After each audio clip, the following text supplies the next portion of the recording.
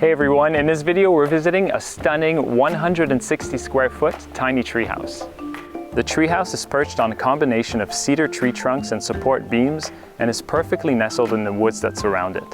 The interior is quite tiny, but it still packs in a full kitchen, a lounging and dining area, a bathroom, a loft bedroom, and a surprising amount of storage.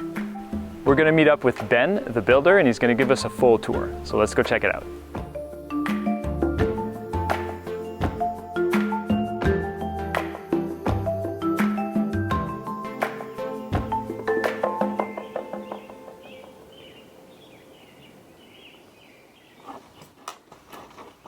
This is my tiny luxury treehouse that I built myself, and I call it the Birdhouse Retreat. I started designing with the theme of a birdhouse in mind, so the whole outside is kind of shaped and textured and colored like a birdhouse, and obviously I had to fit within the trees that we're going to be supporting and surrounding, so that was my size constraint, and then the depth and the build-outs were just for extra interest. The whole building is suspended on and surrounded by a grove of cedars, so it's about 12 feet off the ground, off the back deck, and you got trees just that you can touch right outside the window, so it gives you a really cool foresty vibe even inside. The building is 160 square feet total, plus the sleeping loft, which adds about 40 square feet. Being so compact, I couldn't waste any space. There's not a quarter-inch wasted in here. The walkway to the treehouse is actually a suspension bridge, so you basically walk level straight out to and across your cable bridge. It kind of bounces a little bit and accentuates the fact that you're up in the air and gives it that elevated feeling. This is the front entrance, the front door, and the cable bridge is straight out from here. As soon as you walk in, we've got this big picture window with grids in it, and then a bench for your shoes and your luggage with some hooks on it. This is one of the pieces that I bought early on and kind of designed the walls around it, so no room for any wasted space, so everything's friction fit. This is the kitchen, probably one of my favorite spaces to look at and work out of. We've got the induction hot plate, there's cutlery, everything you need to basically make a simple meal. The counters are quartz, and one of my favorite details in here is the quartz kind of flowing into the counter height window. Took a little bit of planning. Underneath the sink, again, friction fit recycling and garbage cans in there. And over here we have the mechanical closet, kinda. More storage, but also the hot water tank is in here and the electrical panel. In this one, basically all your plates and bowls and cookware. And then down below is the fridge. Kind of cool, I think, too, because it's just a regular mini fridge, but I kind of had these fillers recessed so that I could do a cabinet panel on the front. For a tiny kitchen, it's got quite a bit of storage and kind of has almost everything you need to make an average meal, so surprisingly filled with amenities. Over here is just another closet, more storage. I got my little custom sized broom in there. Again, pretty compact, but it works well, and this was originally designed square, these walls for this closet, and during framing I just kind of on the fly decided to snipe this wall off, so angle it back so that when you're walking in, you've kind of got sightline to the whole place, and it just makes it feel more big and open. This, I call it the Book Nook. I bought the furniture, I knew I needed some sort of love seat couch thing, and so I designed the window layout and the cabinet run around it, and then we just got the regular classic tiny house, treehouse books in their little tiny library. This love seat actually folds out into a little sleeper, so if you've got guests or your kids or whatever, they can sleep down here and you've got the loft to yourself.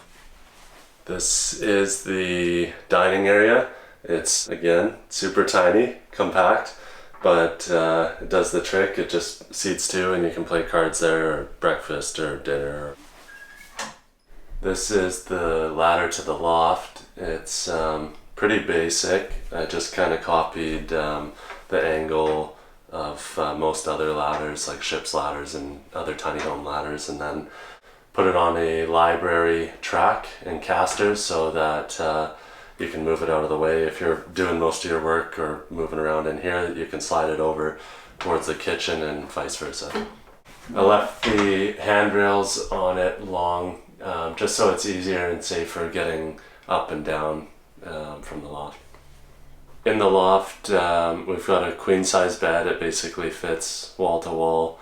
And above the head of the bed are the skylights, 2 foot by 4 foot skylights, so you're looking up into the trees when you're laying up there. I've also got a AC unit up there, so in the summer when all the hot air is rising up there, you're actually still really comfortable. Pretty cool spot to hang out.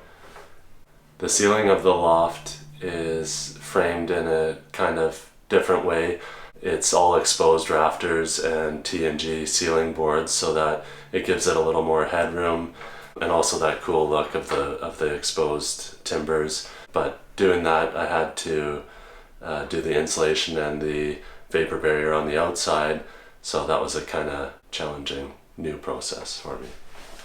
This is the water closet. It's basically just a toilet and a window and a mirror. But with the large window and large mirror, it actually isn't too cramped, even though it's about 2.5 feet by 4.5 feet. And the shower is underneath the building, outside.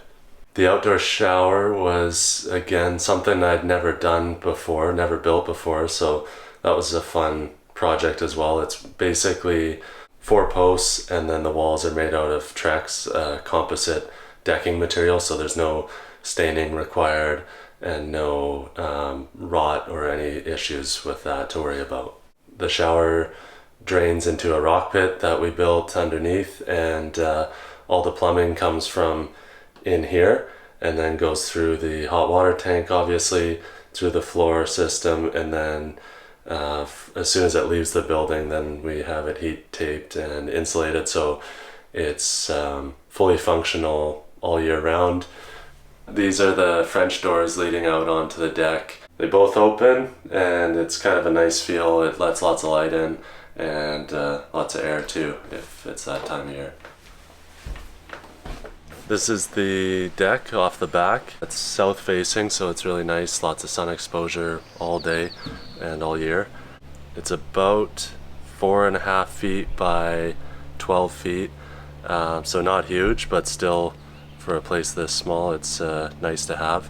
Another one of my favorite parts of the build were these railings. They're my own design, and a lot went into building them. I think there was about 240-ish welded miters because of the angles. I didn't have to do them personally, but it's just a cool feature. Part of the design with the herringbone or angled spindles is kind of to mimic the doghouse window above us.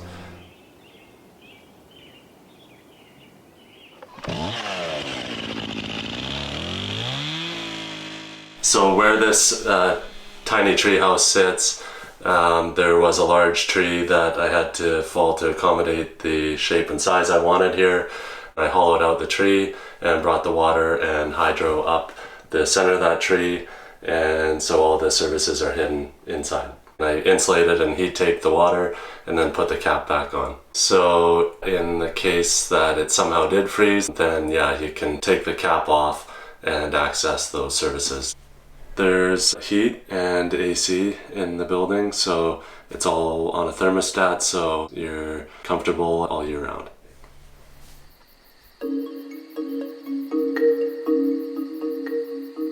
My background is custom home building. I love it. It has tons of perks and it's a great job, but one of the negatives is that I'm always building for someone else. So this project was 100% for myself. So all the finishes in here are things that I've kind of always wanted to do in my own home, but couldn't really afford to on a full-size house. So the tiny tree house was a perfect place to do that. I love the trees and being in and around them, so it's just a cool feeling when you're in here, seeing the trees right outside the windows and seeing the birds, and the whole thing kind of feels like you're in the middle of nowhere, but you still have all the modern comforts and amenities of a regular house.